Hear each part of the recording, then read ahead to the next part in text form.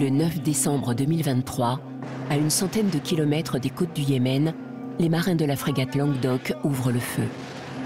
La cible, plusieurs drones des rebelles Houthis qui menacent le trafic maritime en mer Rouge. Le commerce maritime international retient son souffle. Mais pour les marins, c'est la dernière démonstration en mer des désordres du monde. Depuis plusieurs années, les mers et les océans sont redevenus des espaces de contestation et d'affrontement. Mais alors que les tensions dans les espaces maritimes n'ont jamais été aussi élevées, la Marine nationale est désormais au cœur d'une nouvelle ère stratégique. Nous sommes dans une ère, et on s'en rend bien compte désormais, avec des acteurs stratégiques qui ont des plans, qui veulent modifier le rapport de force stratégique à leur avantage. Les leçons qu'on voit aujourd'hui en Ukraine, qu'est-ce qu'elles valent pour un potentiel conflit dans le Pacifique? Les navires occidentaux sont armés, leurs missiles sont branchés. Les systèmes d'armes sont parés à délivrer le feu. La violence est de retour sur les mers et nos équipages en sont conscients. Si vous cédez, vous perdez.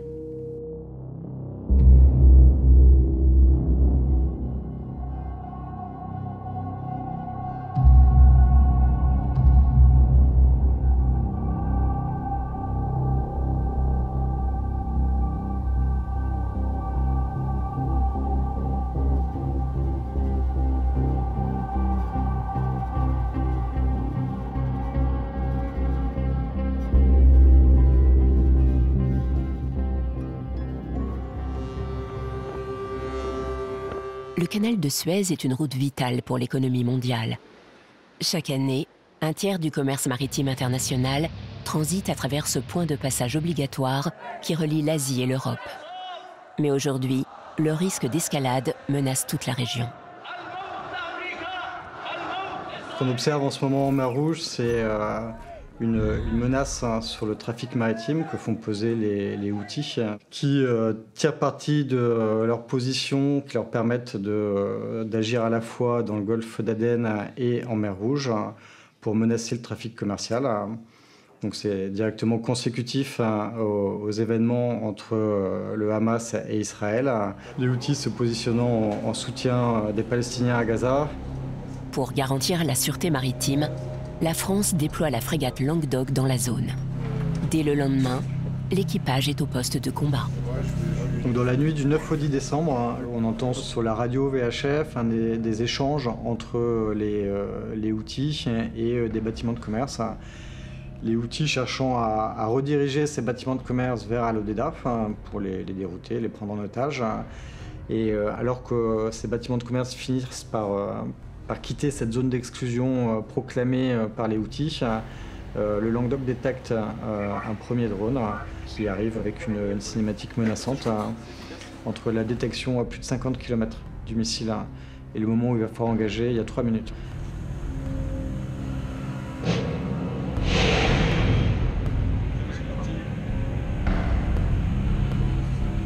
Donc ce qu'on observe en ce moment en mer Rouge, ça montre à la fois qu'on est dans un système géopolitique bouleversé, où l'usage de la force en mer contre des civils n'est plus un tabou. On est en train d'assister à une augmentation, une banalisation de l'emploi de la force en mer par des acteurs qu'on n'attendait pas jusque-là sur ce segment.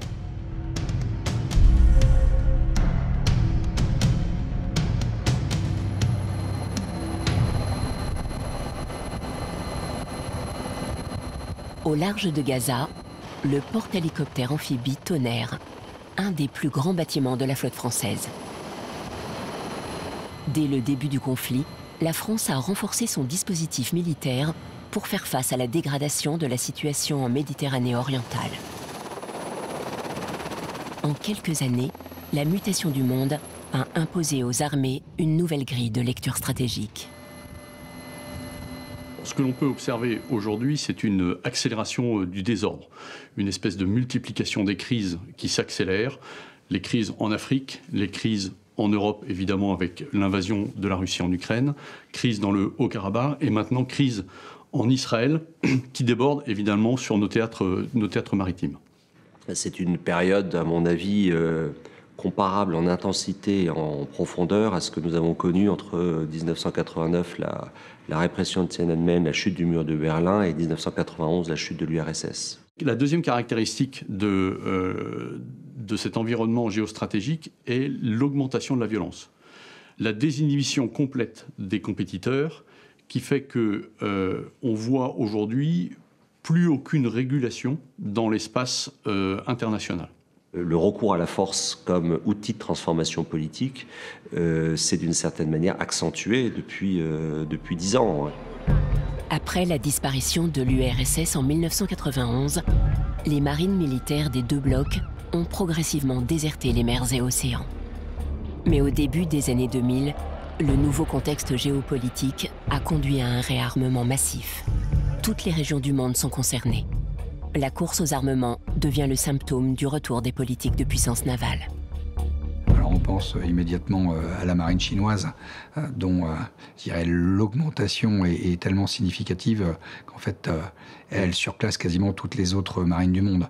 Pour autant, on peut constater également ce réarmement en nombre, soit en qualité, soit en tonnage des bateaux de beaucoup de marines, y compris des marines qui sont assez proches de nous, en Europe.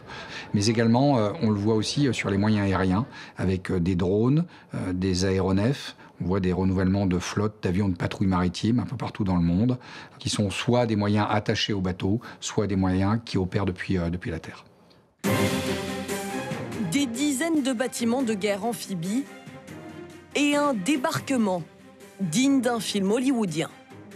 Ces images, filmées par l'armée chinoise, sont celles de l'une des dernières démonstrations de force réalisées en août dernier en mer de Chine, une zone où l'appétit de l'Empire du Milieu ne cesse de croître, autant que l'inquiétude de ses voisins et rivaux.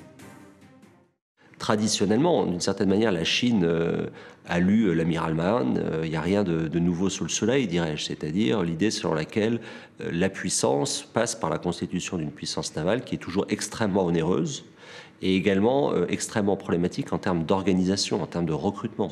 Mais c'est le choix qui a été fait par la Chine dans son ambition d'être à parité à terme avec les États-Unis. Il n'y a pas que le nombre qui compte, c'est un facteur, mais il y a aussi, je dirais, la capacité intrinsèque de chaque bateau. Combien de missiles a-t-il en autoprotection, en puissance de feu d'attaque? Quelles sont ses capacités de communication? Est-il capable de mettre en œuvre des hélicoptères, de travailler en force constituée? Et aujourd'hui, on sent bien que la marine américaine, eh bien, elle se fait rattraper par la marine chinoise. Et donc, on se retrouve dans une situation où elle n'a plus le monopole et elle n'a plus, en fait, la primauté sur les mers. Par ses territoires d'outre-mer, la France est voisine du monde. Elle dispose du deuxième domaine maritime mondial et elle est le seul pays présent sur 4 océans du globe.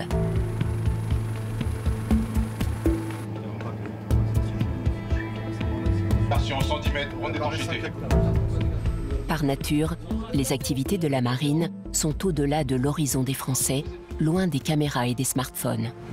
Aujourd'hui, la Marine nationale est une des marines les plus puissantes de l'Union européenne qui a fait le choix de conserver l'ensemble du spectre de ses capacités. La première de ses missions est d'assurer la mise en œuvre de la dissuasion grâce à ses sous-marins nucléaires lanceurs d'engins et sa force aéronavale nucléaire. Mais elle intervient aussi au plus proche des menaces et contribue à la stabilisation des zones de tension. Enfin, sa présence à proximité du littoral et au large permet de lutter contre les trafics illicites et aussi de protéger les intérêts des Français en mer. Dans ce contexte, la Marine nationale poursuit le mouvement de renouvellement de sa flotte. Sa force de surface peut déjà compter sur un nouveau bâtiment ravitailleur. Une capacité stratégique pour durer à la mer et projeter des forces navales loin de ses bases.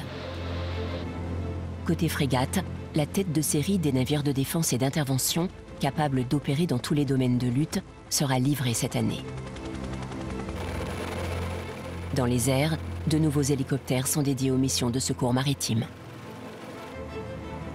Enfin, sous la surface, les nouveaux sous-marins d'attaque de type Suffren apportent une capacité supplémentaire de frappe dans la profondeur. La puissance navale, traditionnellement, est posée sur 3 piliers. Le premier pilier, c'est le nombre de bateaux dont vous disposez. Le deuxième, c'est la technologie que vous avez. Et le troisième, c'est les savoir-faire. Ces trois piliers fondent la capacité de votre marine à agir. Mais il existe pour moi un quatrième pilier qui est absolument essentiel, qui est les partenariats. Une marine qui a des partenaires va multiplier ses capacités d'accès dans le monde, va multiplier ses capacités de compréhension du monde et va multiplier sa capacité à durer dans le temps dans les zones de crise. Les deux machines RL 70. En route au 90. Une des manières d'apprécier la puissance, c'est effectivement l'investissement sur une marine qui requiert beaucoup d'efforts sur le temps. Ce sont des choses qui se construisent sur des cycles de plusieurs générations. Et donc, il faut faire preuve en la matière d'une très forte constance, à la fois en termes financiers et en termes d'organisation. C'est-à-dire aussi le soutien industriel, le soutien humain qui correspond à cette ambition. Et tous les pays n'en sont pas capables, ou n'en sont pas capables dans la durée. Alors que 90% de la circulation mondiale des marchandises se fait par la mer, la protection des routes maritimes et de leurs verrous est devenue un enjeu économique et géostratégique.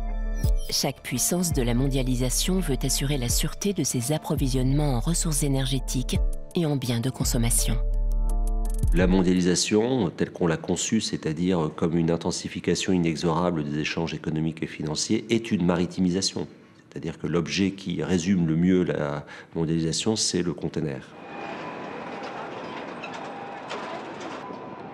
Quand on est un responsable dans le secteur économique ou dans le secteur politique, forcément dans le secteur militaire en Europe, on ne peut pas se désintéresser de ce qui se passe en mer de Chine ou de ce qui se passe à Malacca ou de ce qui se passe dans le canal du Mozambique. Parce que ça a forcément des conséquences directes ou indirectes sur les conditions d'approvisionnement et d'exportation de notre système productif. Désormais, les marins ne sont plus les seuls à croire que la mer sera au cœur des enjeux futurs de l'humanité. Près de la moitié de la population mondiale dépend directement des océans pour leur subsistance. Et cette dépendance s'est aggravée puisque désormais, la quasi-totalité des données numériques transitent par des câbles sous-marins. La mer est devenue un espace de compétition pour les ressources. 40% des océans sont concernés par une surexploitation des ressources halieutiques. Les investissements dans les hydrocarbures offshore sont repartis à la hausse en 2023. Et désormais, avec l'essor des technologies, les grands fonds marins sont convoités pour leurs ressources minérales. Dans un contexte de réchauffement climatique alarmant, toutes ces zones pourraient se transformer en théâtre de tensions et de rivalités entre États. Les deux machines avant zéro.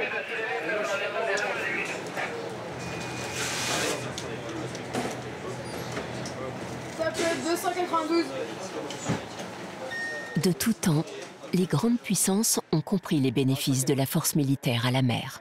Les espaces maritimes sont une zone de contact entre les marines. Mais la mer n'est pas un territoire à conquérir.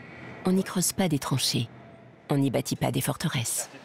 La haute mer a toujours été une manière pour les grandes puissances de se tester, à la fois à distance et puis parfois sans que ça se voit trop. La plupart du temps, en mer, vous n'êtes chez personne. La majorité de l'espace maritime constitue finalement les eaux internationales dans lesquelles les États-nations, les États voisins n'ont pas vraiment de souveraineté et ne peuvent pas empêcher les activités des uns et des autres, en particulier dans le milieu militaire. Aujourd'hui, la marine nationale croise régulièrement des unités russes à la mer qui font des bascules d'efforts entre les flottes du Nord et les flottes de Méditerranée. Et donc ces moments où l'on croise à côté peuvent être des moments de friction quand l'une ou l'autre puissance a décidé d'agir.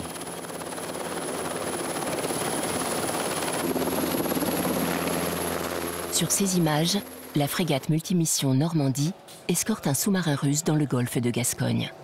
Il est rare qu'un submersible remonte à la surface.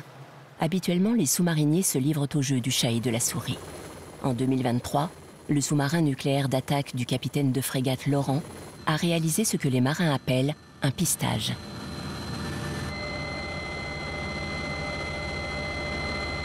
Le but des pistages, c'est surtout du renseignement de position, c'est-à-dire dire où est le sous-marin à l'instant T.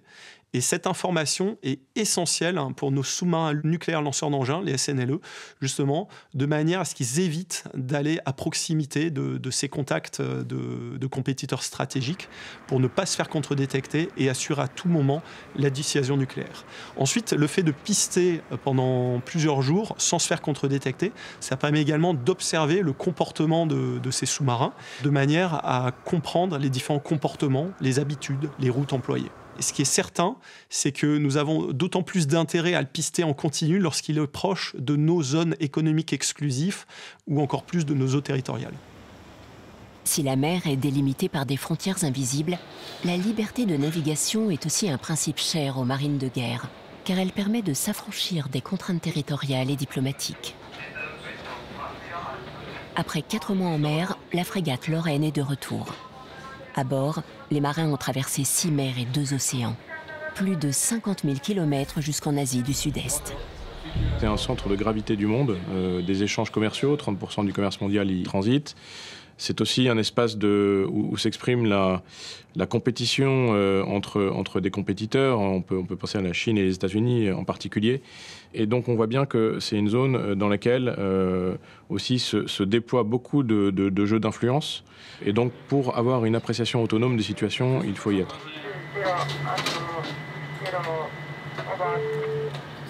La mer de Chine méridionale est considérée actuellement comme un des espaces maritimes les plus militarisés. Régulièrement, les tensions sont vives entre les marines de la zone. Quand vous naviguez dans cette zone-là, vous êtes assez rapidement en contact avec des unités de surface et aériennes ou sous-marines chinoises. Et donc l'enjeu, c'est de comprendre, d'arriver à décrypter les intentions. Et donc en y allant régulièrement, eh bien, on se comprend, on connaît sa façon de travailler. Parce que sinon, si on ne se comprend pas, c'est là où il y a le risque d'escalade. Bravo Zulu, Lima Control, radio check, over. Dans cette partie du globe, les marins français redoublent de vigilance. Ici, une étincelle peut embraser la région. Une frégate qui est déployée en mer de Chine méridionale, elle est là pour être le reflet de la politique française. On y va pour naviguer dans les zones internationales et s'afficher comme tel. Pour moi, en tant que commandant, c'est quelque chose que j'avais en permanence en tête dans ce déploiement. C'est une présence ferme, mais non escalatoire.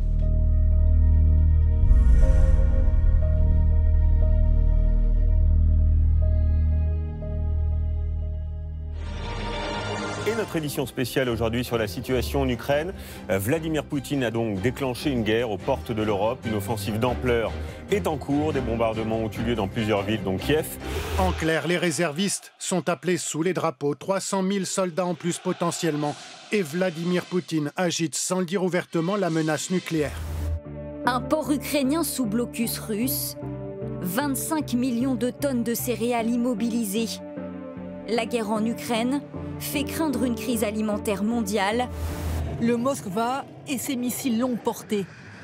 Une puissance mise à mal hier soir, quelque part en mer Noire, au large d'Odessa. Les Ukrainiens affirment l'avoir touché avec des missiles. Ils revendiquent une attaque victorieuse.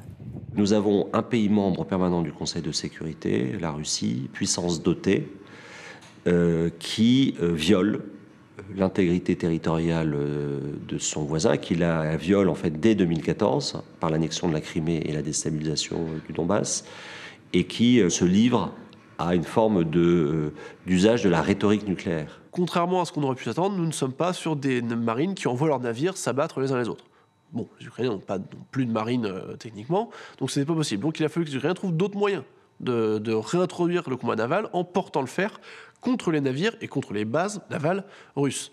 Ça passe par des choses qui ne sont pas forcément des navires, ou des navires qui ont évolué, qui ne mettent plus forcément en danger la vie des marins, et par des tactiques qui sont un petit peu différentes. On voit aujourd'hui qu'il y a eu une frappe il y a quelques mois sur la base de Sébastopol, où un sous-marin a été détruit très probablement au-delà du réparable, ou en tout cas au-delà de ce que les Russes sont prêts à consentir pour un sous-marin, avec un missile air-sol.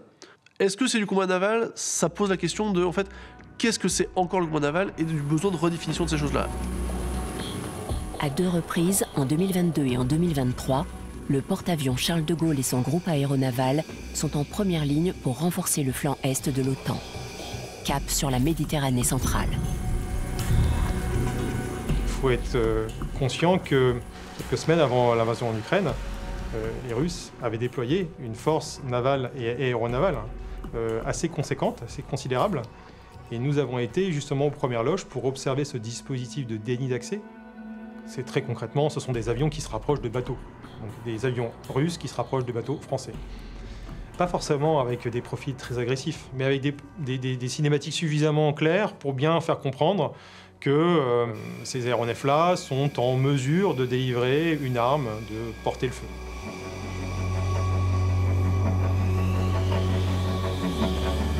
Dans cette situation-là, le groupe aéronaval a tous les moyens pour répondre, puisqu'avec un groupe aérien embarqué, on est capable d'intercepter les avions, c'est-à-dire qu'à chaque fois que ça s'est produit, systématiquement, un aéronef français était au contact. Lui, pour le coup, plus rapproché.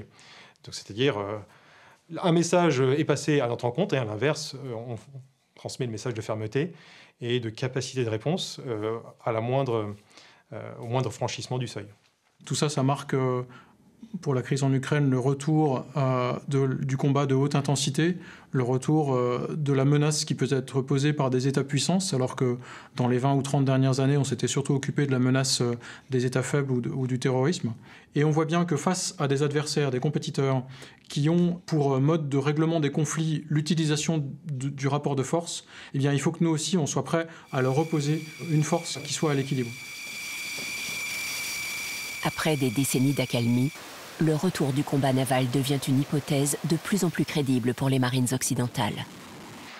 Aujourd'hui, la guerre en Ukraine, mais c'est pas la seule. En fait, la situation typiquement du réarmement naval partout autour du monde fait réapparaître la possibilité de confrontation navale face à des adversaires étatiques qui sont susceptibles de vouloir imposer leurs objectifs politico-stratégiques aux autres par la force. Donc probablement que le retour de la haute intensité, c'est d'abord la prise en compte de cette réalité qui est que demain, on est susceptible de se retrouver dans un affrontement contre des forces dont les moyens seront comparables aux nôtres, dans un affrontement des volontés politiques. Le combat naval est de retour. Avant la guerre en Ukraine, on s'est entraîné déjà à la haute intensité déjà depuis plusieurs années. L'exercice Polaris, notamment Orion, était des exercices pour s'y préparer. Sur l'embarcation dans le travers tribord, alerte! On effectue pointage des armes sur la piste suspecte avant tribord. Secteur tribord. Piège à quoi sur l'embarcation dans le tribord 60. On dit alerte optique sur l'embarcation. Travers avant. L'embarcation est passée sur l'arrière. Commandant de direct, je leur ai dit 800 yards. Je pense qu'ils ne connaissent pas les distances. L'optique sur tribord.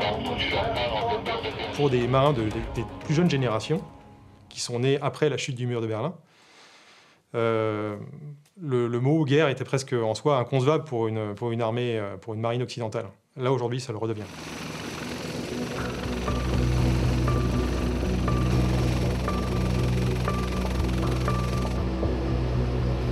Aux côtés des autres armées, la marine participe à des manœuvres de préparation opérationnelle de grande ampleur. Avec le retour de la haute intensité, les conflits changent d'échelle. En plus de l'interpénétration de ces trois milieux, terre, air, mer, il y a aussi aujourd'hui les nouveaux milieux de conflictualité. Dans la doctrine militaire, aujourd'hui, on parle de M2MC, ça veut dire multi-milieu, multi-champ. Et c'est une façon de dire qu'aujourd'hui, on ne peut pas raisonner une opération maritime indépendamment de ce qui est fait dans le même temps dans le champ terrestre, dans la même zone d'opération, dans le champ aérien, et puis dans le cyberespace, parce que nos systèmes d'armes, dont maritimes, sont aujourd'hui ultra numérisés. Aujourd'hui, dans un monde ultra connecté, mondialisé, tout est lié en fait. C'est très concrètement le satellite qui permet de détecter une force navale, c'est l'avion de patrouille maritime qui permet de relocaliser précisément, c'est l'avion qui porte le missile, c'est le missile qui trouve l'objectif. C'est le sous-marin qui va être capable de combiner, d'appuyer les feux. C'est l'attaque cyber qui va être capable de neutraliser potentiellement un système d'écoute ou un système de détection pour pouvoir saisir le moment pour attaquer. C'est cette combinaison d'effets, de domaines pour prendre la supériorité. Parce qu'aujourd'hui, on est dans un monde très technologique et connecté.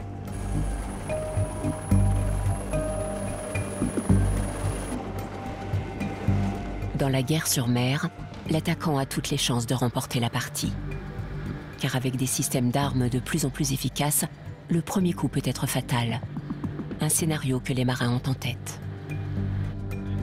Odeodokyo, engagez le style missile 10-36. Désignez tir. Le style missile 10-36. Destruction d'abord, favori.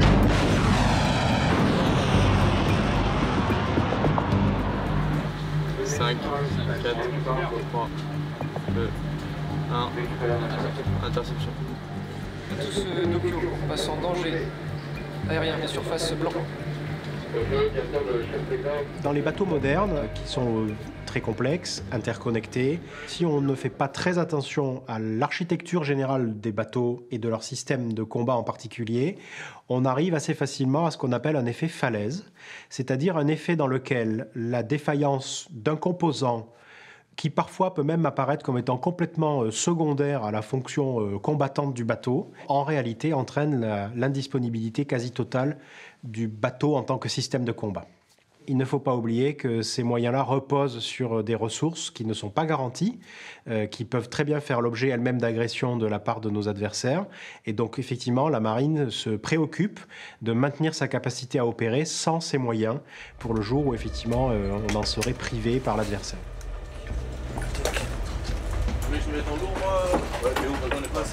De ma com, la priorité du commandant est de combattre l'équipe anti-aérienne et voiture de santé numéro 1. Maintenant, on n'est plus en temps de paix, on est en temps de crise, on est en temps de guerre. La priorité, c'est plus la même. La priorité, c'est plus la sauvegarde de la vie humaine. La priorité, ça va être quoi? Ça va être flotter, naviguer. Et la priorité, ça va être les installations également. Donc, c'est pour ça qu'on va faire des IC, investigation et contrôle. Est-ce que c'est clair pour tout le monde? J'ai été clair et limpide. N'hésitez pas à poser des questions. C'est à ce moment-là qu'il faut le faire. Ce ne sera pas quand on sera sous le feu. La priorité du commandant est de combattre en lutte anti-aérienne. Posture de santé numéro 1. Venez. Tac, le bureau là. Bureau là, présent. Le gant, cagoulé, lunettes à poste. Le personnel se remplit sur... Allez, va-bord, on y va. Allez, on y va. C'est là-bas. Voilà. Pour les équipages de la marine, la préparation opérationnelle est une des clés du combat en mer. Alors pour repousser leurs limites, les marins ont durci leur entraînement.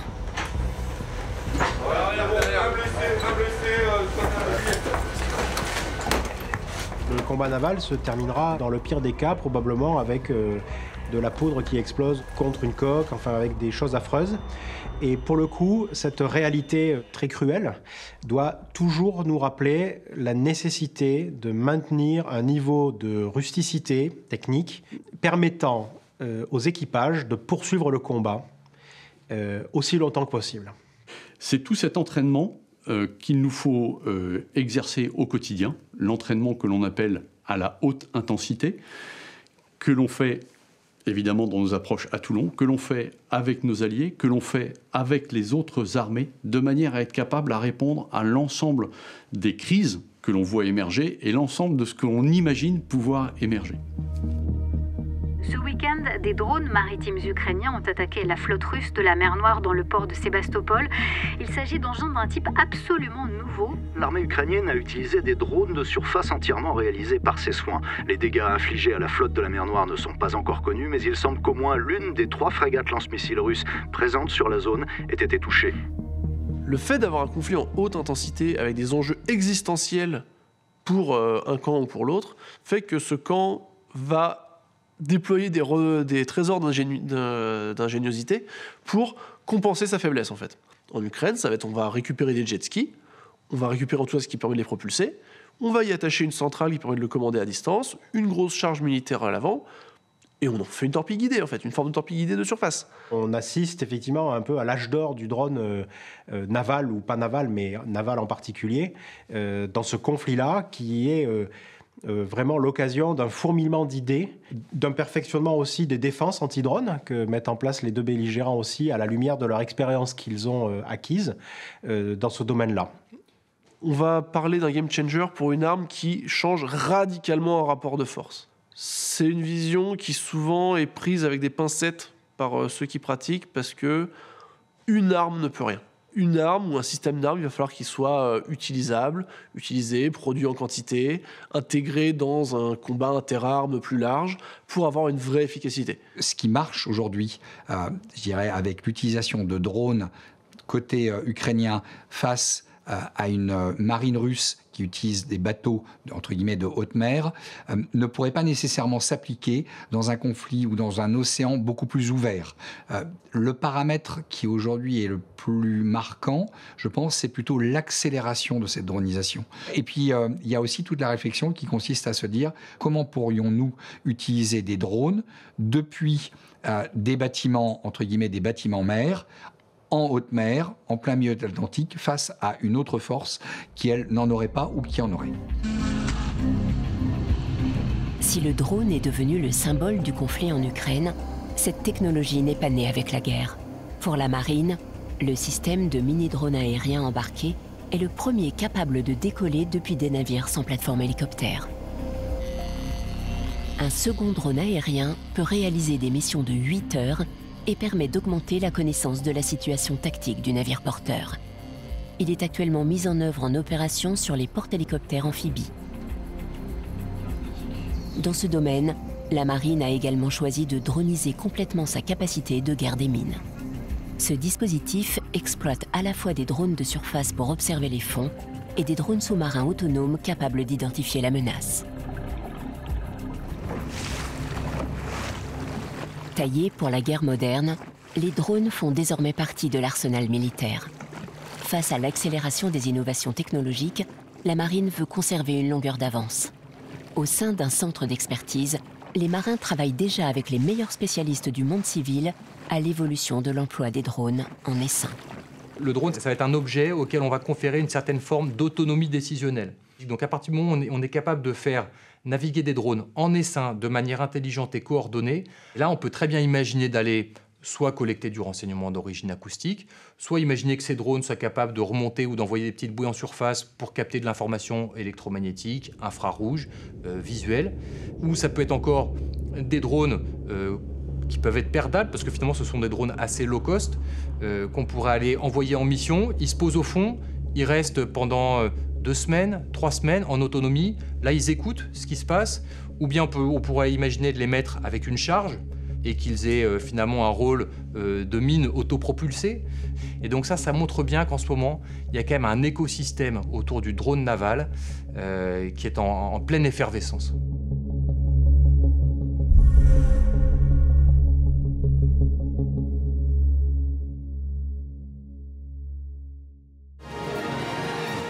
Bonsoir et bienvenue à tous. Dans l'actualité de ce mardi, qui a fait exploser les 2 gazoducs géants? L'Ukraine accuse la Russie d'avoir commis un acte terroriste pour priver totalement l'Europe d'énergie. C'est le principal moyen de pression des Russes sur les Européens. Moscou avait fermé le robinet depuis septembre. Les fuites n'auront donc pas de conséquences immédiates. En revanche, à long terme, ces coupures rendent probablement l'arrêt des Nord Stream définitif. Ces images ont fait le tour du monde. Le sabotage d'un gazoduc dans les profondeurs de la mer Baltique a mis en lumière des espaces nouveaux de conflictualité et de nouveaux acteurs étatiques et privés. Pourtant, la marine agit déjà dans tous ces environnements où les rapports de force se jouent désormais avec plus d'intensité.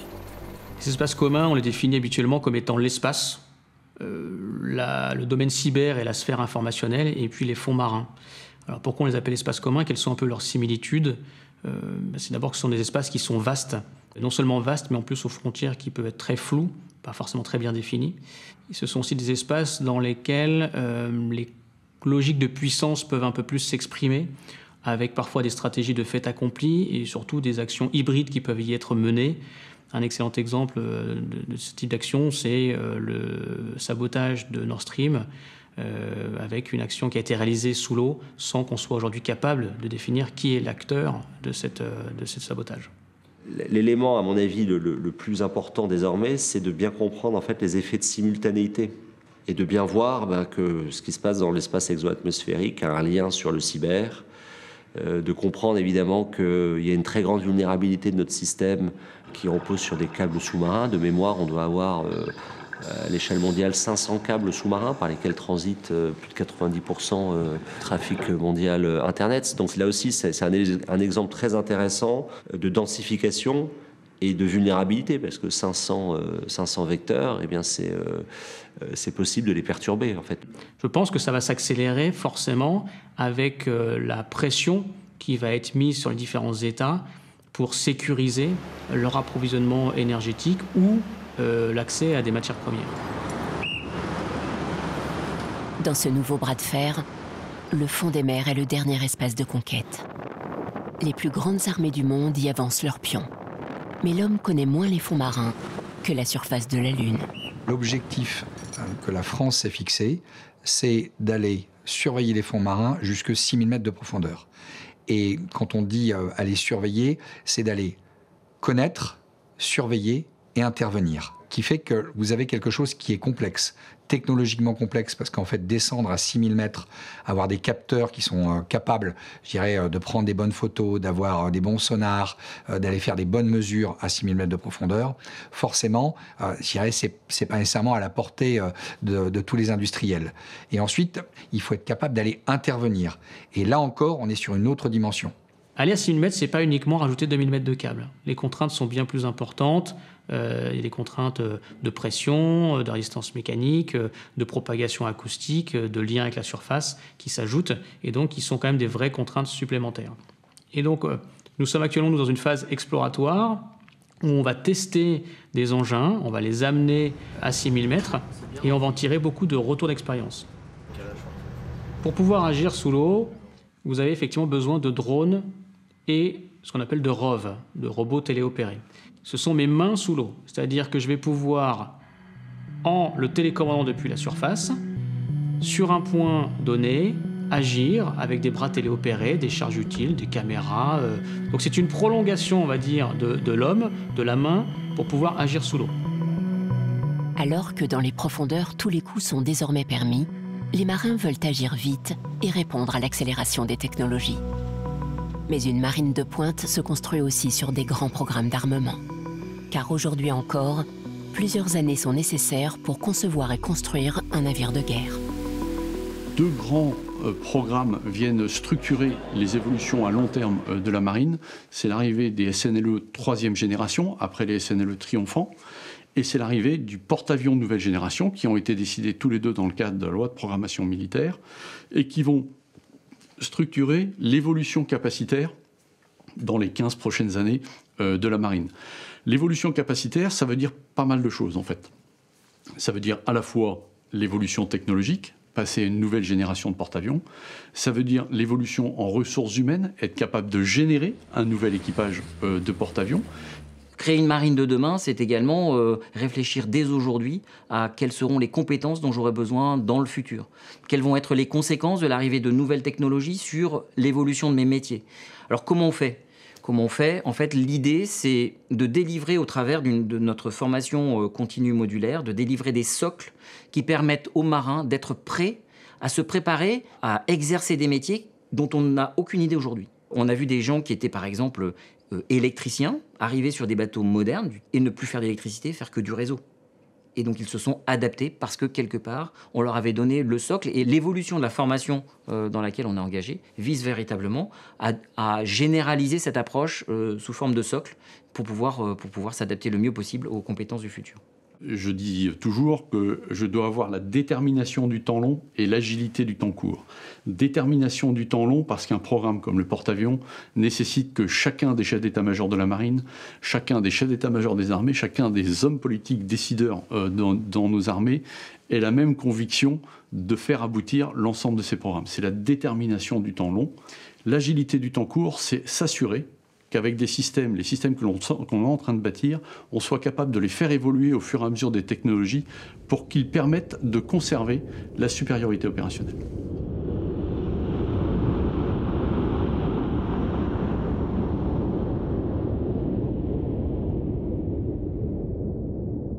Aujourd'hui, on travaille sur des programmes pour les futurs sous-marins qui nous amènent jusque 2080-2090.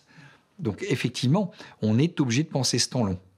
Il faut 20 ans pour former un équipage, c'est bien ce sur quoi on est en train de travailler pour essayer de réduire au maximum ce temps-là. Le bateau neuf va devenir de plus en plus le laboratoire sur lequel on va expérimenter des évolutions de nos spécialités, des évolutions de nos compétences, des évolutions des moyens de simulation pour pouvoir aller plus vite. Aujourd'hui, les marins ne sont plus en marge du monde. Avec le développement des réseaux informatiques, la transformation numérique s'est progressivement imposée aux navires de guerre.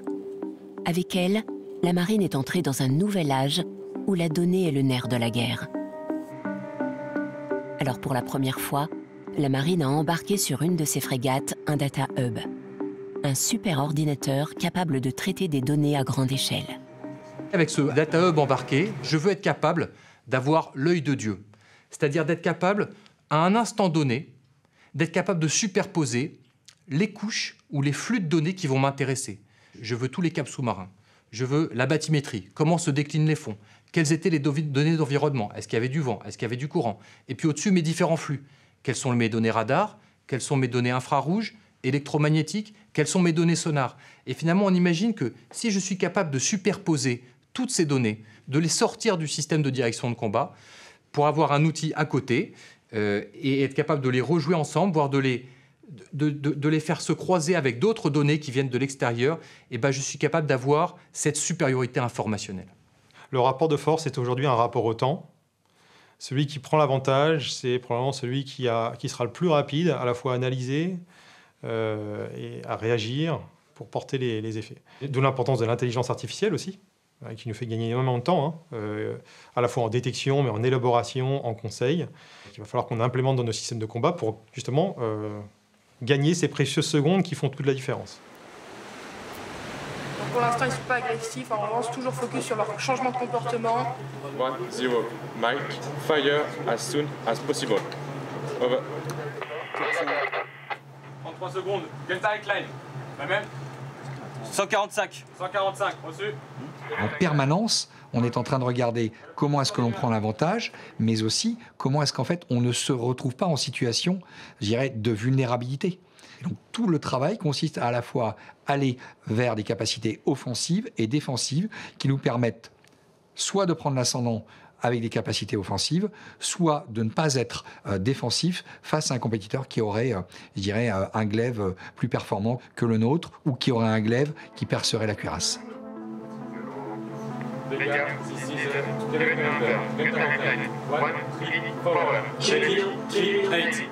Point de salve de coups, salve attention. Attention.